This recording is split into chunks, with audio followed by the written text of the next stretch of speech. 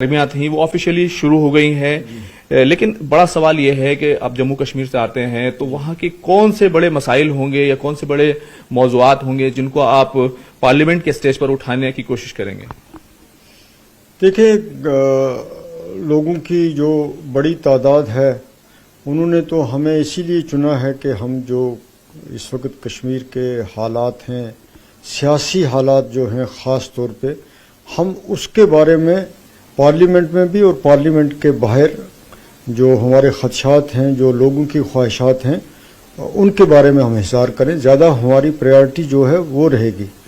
اس کے ساتھ ساتھ جو مجھے ڈاکٹر کرن سنگھ صاحب کہہ رہے تھے کہ آپ اس پارلیمنٹری کانسٹیٹوئنسی کی نمائندگی کر رہے ہیں جو آدھی جموں میں ہے اور آدھی کشمیر میں ہے، یہ ڈی لمیٹیشن کے بعد بنی ہے.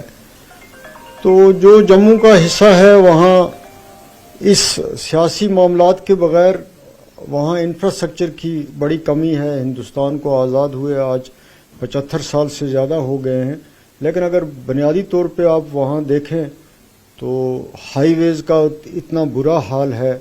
مجھے لگتا ہے جموں سے پنچ کا فاصلہ جو ہے وہ 240 کلومیٹر کے برابر ہے، اور وہاں جو ہائی ویز ہیں وہ چلنے کے قابل نہیں ہیں. کوئی توجہ اس طرف نہیں دی جا رہی ہے. ہیلتھ کا سیکٹر ہو، خاص طور پہ جو جل جیون مشن کی بات کی جاتی ہے، پانی کی بات کی جاتی ہے، صاف پانی دینے کی بات کی جاتی ہے، تو وہ فیسلٹیز وہاں پہ لوگوں کو نہیں ہیں. تو میری پوری کوشش ہوگی کہ میں ان کے ڈے ٹو ڈے جو امپارٹنٹ مسئلے ہیں، اور خاص طور پہ جو اس دلی کی حکومت کے ساتھ ہیں، میں اچھے طریقے سے وہ کاز پلیڈ کروں اور ان مسئلوں کو حل کروانے کی کوشش کروں. خاص طور پہ جو بارڈر روڈز آرگنائزیشن ہے، بیکن جو ہے، جو کچھ وہاں پہ وہ کر رہے ہیں، ان کے بارے میں کوشش کر رہا ہوں کہ میں آنریبل ڈیفنس منسٹر سے ملوں اور ان کو گراؤنڈ کی سچویشن کے متعلق بتاؤں. یہ میری پریارٹیز میں شامل ہے. جب آپ حلف لے رہے تھے، میں نے بھی دیکھا آپ نے اردو زبان میں حلف لیا، اور تو کیا احساسات تھے؟ آپ نے سابق وزیر اعلیٰ محبوبہ مفتی جو ہے وہ دوسرے نمبر پر رہی، آپ کیا اتنی حمایت کی عوام سے؟ امیدیں تھیں، توقعات تھیں، جتنا پیار ملا، جتنی محبت ملی، وہ تمام جذبات کیسے تھے؟ نہیں، واقعی لوگوں نے بڑی محبت کی، بہت بڑی تعداد میں ووٹ دیے. اتنی میں خود توقع نہیں کر سکتا تھا. اور میں ساتھ میں یہ بھی سمجھتا ہوں کہ اس الیکشن کے بعد میری ذمہ داریاں بہت بڑھ گئی ہیں. لوگوں کو بہت زیادہ ایکسپیکٹیشنز ہیں مجھ سے.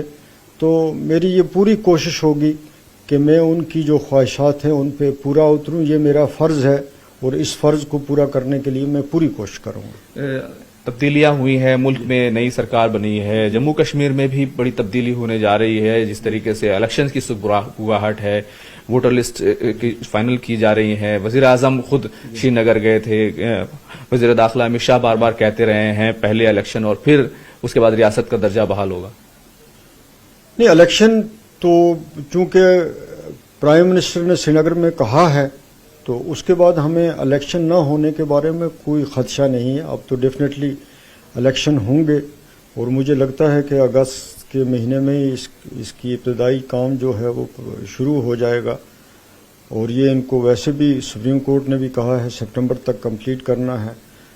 تو الیکشن تو ہوگا. الیکشن صاف ستھرا الیکشن ہونا جموں کشمیر میں بہت ضروری ہے. اور اس کے بعد یہ ضروری نہیں ہے کہ بعد میں اسٹیٹ دی جائے، وہ پہلے بھی دی جا سکتی ہے. اور اگر یہ پہلے اسٹیٹ کا اعلان کرتے ہیں تو وہ ان کے لیے، بی جے پی کے لیے بھی بہتر ہوگا. آپ چاہتے ہیں کہ پہلے اسٹیٹ کا اعلان ہونا چاہیے، پہلے اعلان ہونا چاہیے، کیونکہ کافی لوگوں نے سفر کیا پچھلے 5-6 سال میں. بہت بہت شکریہ بات چیت کرنے کے لیے. تو یہ تھے میاں الطاف احمد صاحب، جنہوں نے صاف طور پر کہا کہ اگر حزب اقتدار، بھارتیہ جنتا پارٹی اور مودی سرکار ان کو موقع دے گی اپوزیشن کو موضوع اور مدعے اٹھانے کا